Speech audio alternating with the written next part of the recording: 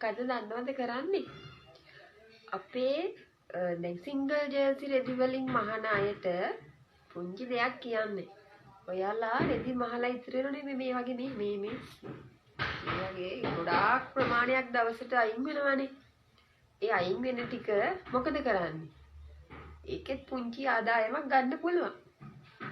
වැඩ ඉවර වෙලා ඒ භාගයක් වගේ චූටි වෙලාවක් ඇතුළත මහපු ඒවා ටික ඔක්කොම කපපු කෑලි ටික එකතු කරලා මෙන්න මේ වගේ ගැට ගහන්න.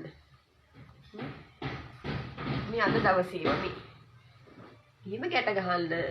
ගැට ගහලා ඉවර වෙලා ඔය ගමේ තියනනේ ඔය මොනවාද බයිසිකල් සර්විස් ගෑරේජ් අන්න ඒ වගේ තැනක් පොඩ්ඩක් කතා කරගෙන ඒ තොගේම දීලා දාන්න.